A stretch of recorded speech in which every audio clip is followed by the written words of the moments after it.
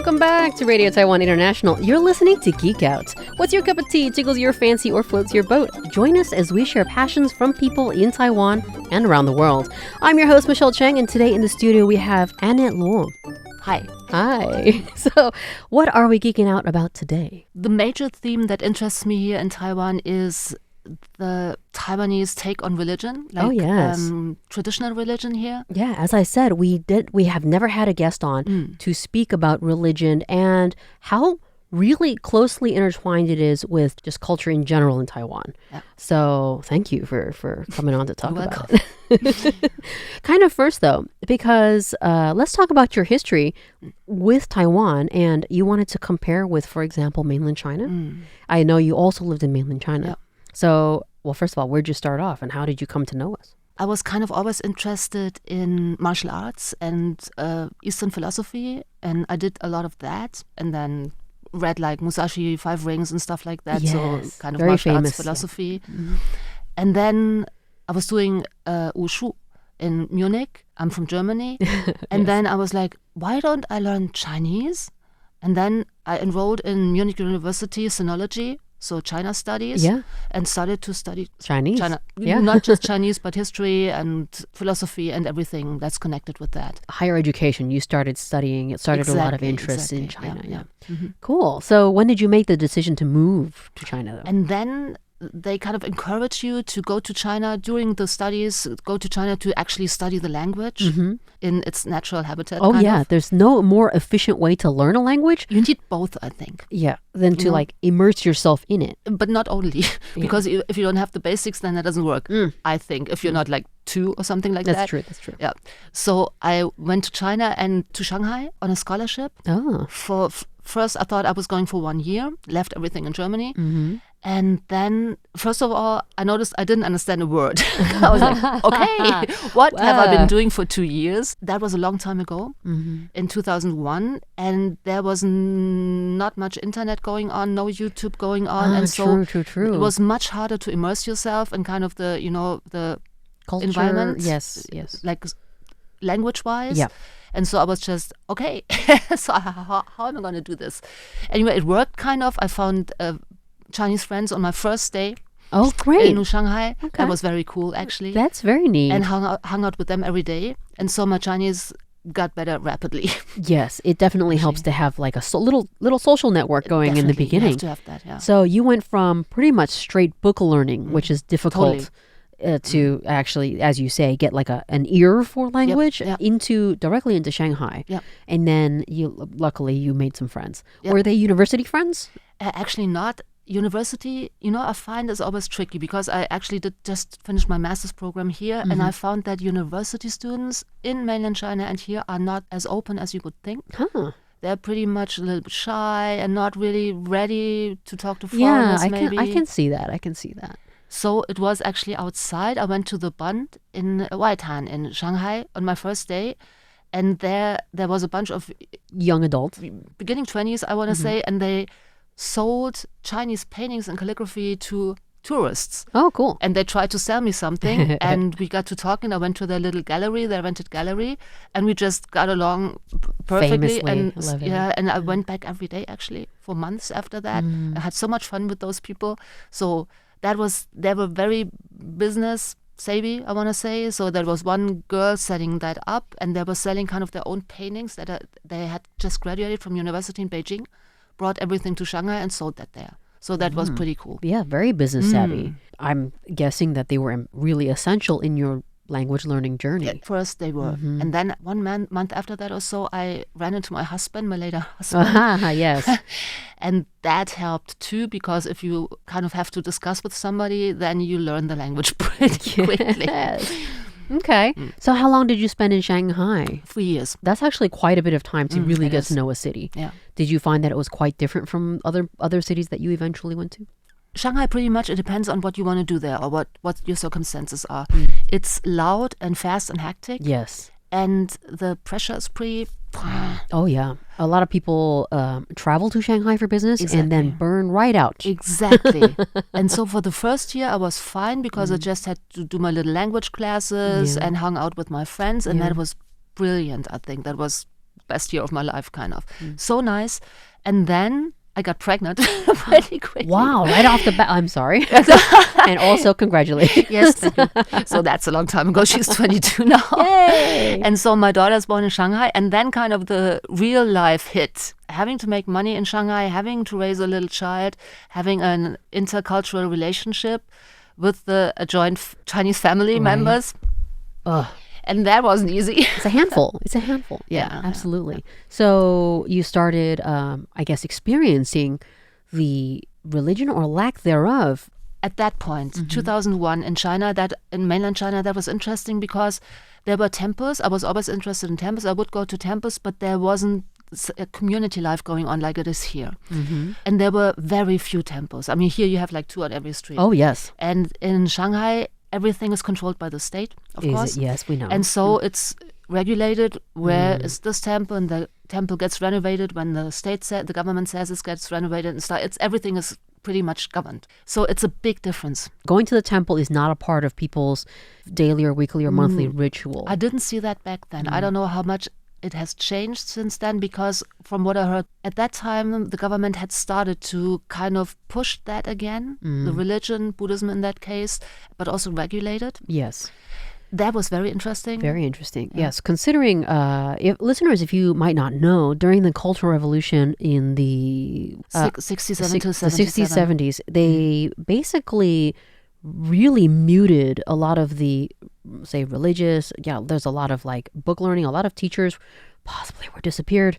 It was exactly. It was muted, it was a lot of things were burned and destroyed. Yeah. A lot of these things were lost to history. Yeah. So today, modern China, I would be interested to go and look at it from that perspective to see if religion is being reintroduced into people's daily, weekly, monthly routines. That's a good question. So I can't answer that. Yeah. From what I noticed from my in-laws, my Chinese in-laws, they weren't religious. Like, I didn't see them going to temples, but we lived in different cities, so I'm not sure about that. But they were pretty adamant with the feng shui. This has to go here and that has to go there, and this brings back luck, and you cannot have the party on that date and stuff like that. I think there is a split between the practice of religion and then the practice of these cultural differences, like feng shui, as you say, geolocation.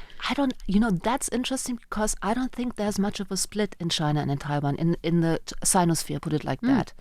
There's not. I think it all goes together. If you go to Jinan Temple here, behind the Zhengda University, there sits an old gentleman, and he does geomancy for you. He offers his services. In Taiwan, it's right in the temple. In Taiwan, they're extremely close together. Yeah. One doesn't exist without the other. Exactly. But in China, it's kind of funny because all of these beliefs, like geomancy, but the lack thereof or distancing of religion is quite obvious, the difference between culture in Taiwan and culture in China. Definitely. Yeah. So, when did you move to Taiwan?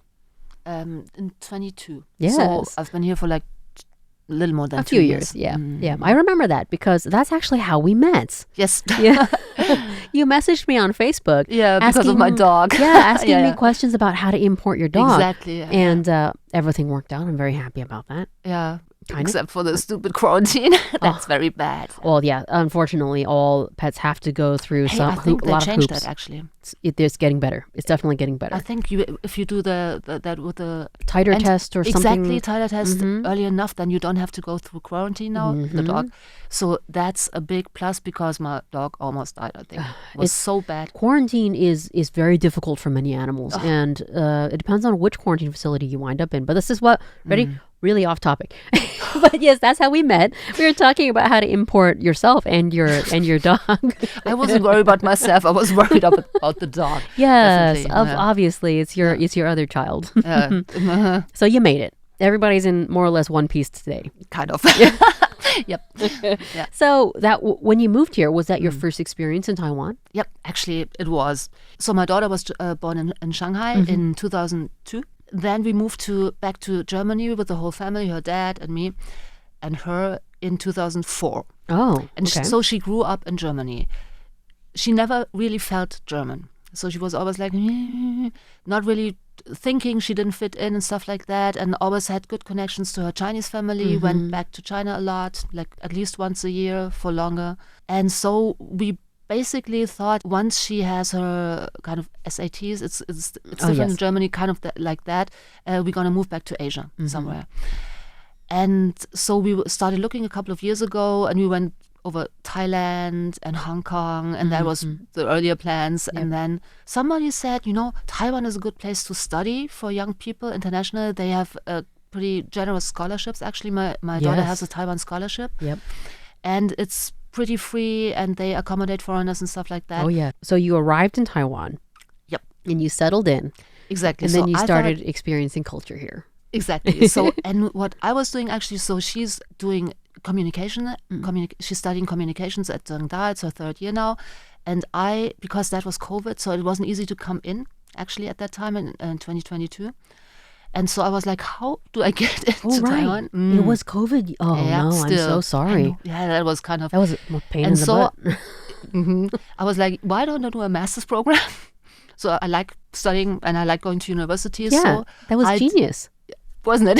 I think so too. That's genius. So I found out about a new master's program at Zhengda, which is called Global Communication and Innovation Technology, GCIT. It's heavily sponsored by the MOC, I think, MOE and MOC. Ministry of Education or Ministry of Culture. Yep. And that's interesting because it kind of seemed to connect culture, like as the core point, like Taiwanese culture or East Asian culture, but more Taiwanese culture, and with modern technology. Yes. And so I've always liked, like for 10 years now, so I did videos. I have a YouTube channel, and I like that. And so I was like, that combines kind of my two interests. And so why don't I do that? It was interesting. I bet it was. It's pretty new, so it's a little bit, finding its way, and I learn a lot. Yeah. I do love how you're focusing specifically on, as you have really gotten to know Taiwan, religion is very, very intertwined with people's daily life here. Of all the kind of the cultural facets, it's the most intertwined, I think, here in Taiwan. Yes. With daily life. Yep. But for example, on like a regular day of a person, let's say someone in their middle age, right? They may wake up in the morning and on their way to work, they might swing by a temple and, while they're walking and offer a prayer. Not many temples do incense these days, but some of them still do. And then continue on to work. Yeah. And then at work, they might have like a little figurine or they might have some kind of an altar, symbolic, or just really set up an altar. A lot of the shops, the small shops, they have their big altars actually inside. Yeah, either big or small. A lot of like even quote unquote modern companies will have like an altar in their business space. No, interesting what I found out last year, because I got into the religious studies a little bit on the side at Zhengda, and so I went to like local temples. I used to live in Muza before. And there's one temple there, I'm sure you haven't heard of that. It's a very, like a minor deity who came over from Fujian, like a lot of immigrants. A lot of them did, So they brought the statue in like 1762, something like that. And the statue is there, still in the temple. And he was responsible for tea growing. For tea growing, so in Maokong. So he was in Muza, and he was responsible to protect the Han settlers, kind of against the indigenous people, because they wanted to grow their tea there. Right. He did that pretty well. And the interesting development is, because you said modern times, right, that it kind of changed because the tea growing industry kind of really decreased there. It's more a tourism thing now when you go to Maokong. And so a lot of people in that area switched to real estate businesses. Yeah. So he also switched. So now he is the saint, the patron of the real estate agents in that area. I mean, whoever offers the most prayers, I think, is who he's going to help out. Probably. Possibly. But yes, even, for example, if a person is single and they're looking to find a match, then they would visit a couple of temples in whichever city they are here in Taiwan, right?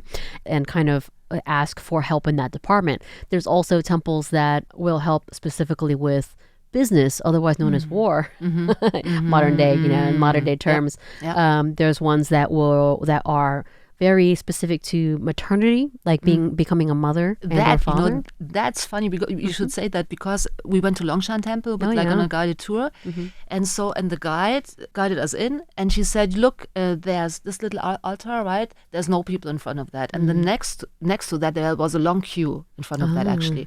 So can you guess which was which? The one with no people in front of that was the childbirthing deity. Interesting. So no one. And she said that's well known. Nobody wants to have children now. Yeah, basically. That's true. The population of Taiwan is shrinking at a pretty alarming all rate. Of East Asia, like Korea, Japan have the same problem. So that's pretty bad. And right next to it was the love deity, and there people were like falling over each other, trying to get some help there. Yep. Wow. Okay. All right. But yes, like there are many special dates throughout the year where you're supposed to make a little offering. People will wear talismans like bracelets or necklaces for various reasons of various deities. So it's actually very commonly, seen day-to-day life in Taiwan. And it's not just, you mentioned before, it's like middle-aged people. It's not just middle-aged people. Actually, it's really young people. Every temple I go to, I do that a lot. I find like at least one or two young couples, like really beginning 20s, and praying for something. Absolutely, yes. It's not just like the quote traditional people who are not at all. Not at all. It's everyone still here. Yeah, and that's interesting too, because they go as they are. They go in flip-flops, they go in shorts, and that's, to me, coming, from cultures where we kind of dress Western up. Europe. Exactly. It's completely the opposite.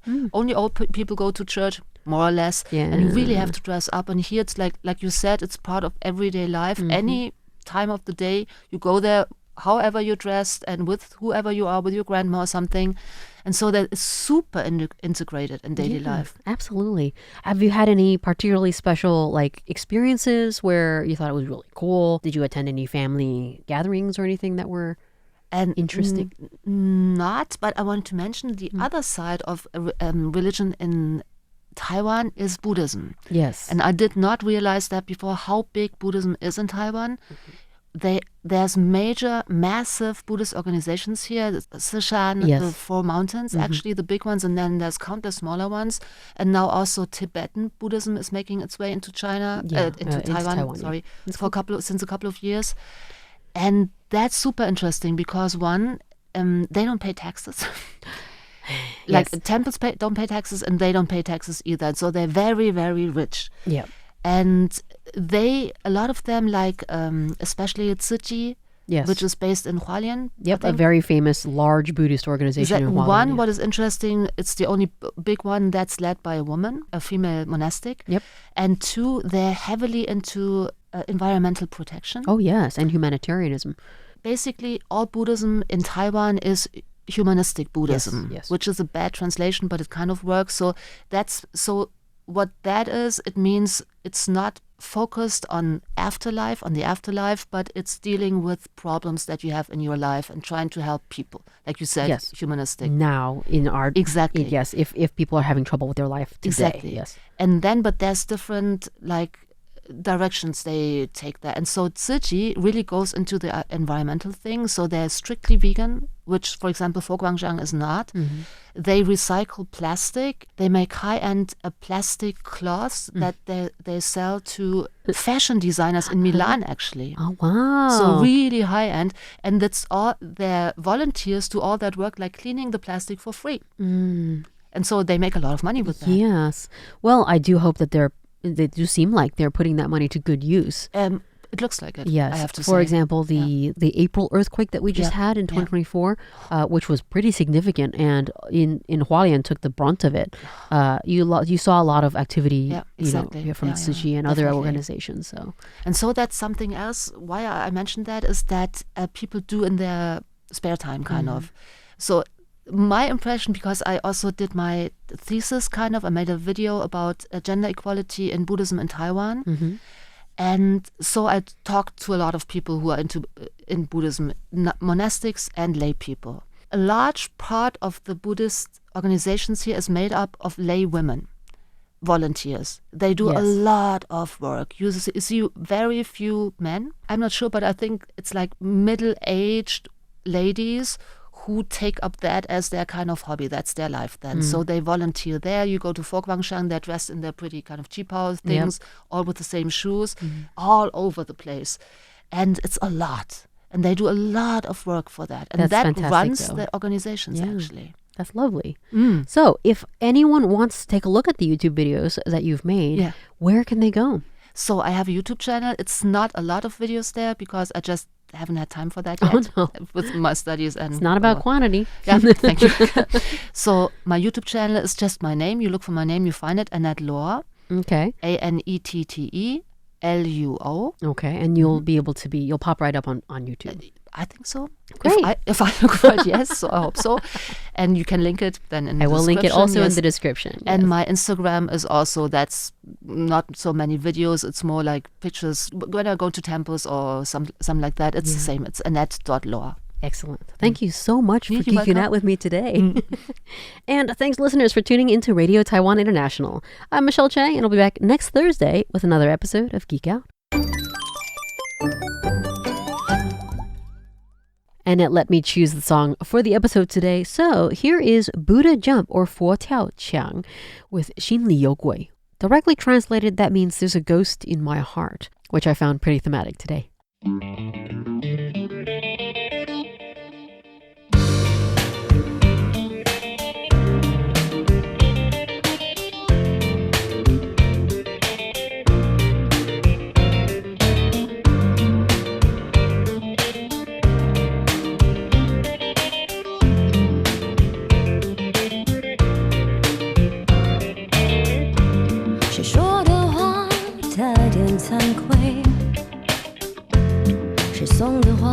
只为了挽救爱情的终究枯萎，猜中了吧？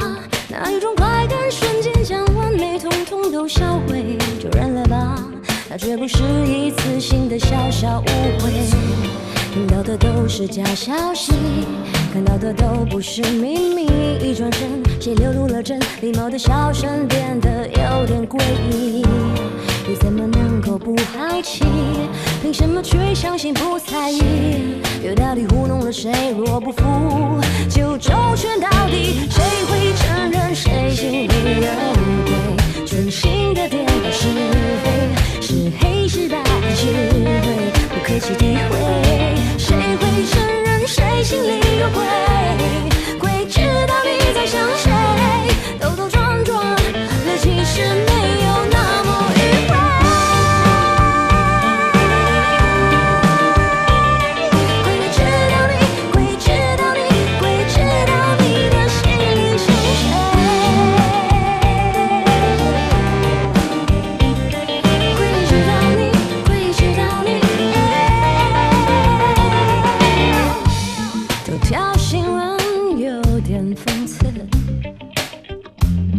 想烧啊，是为了更新，却遗忘了它的价值。说穿了吧，那一股热血都被歪曲，全身通通浇湿。就算了吧，那也不会让凶手换来理智。听到的都是假消息，看到的都不是秘密。一转身，谁流露了真？礼貌的笑声变得有点诡异。又怎么能够不好奇？凭什么却相信不在意？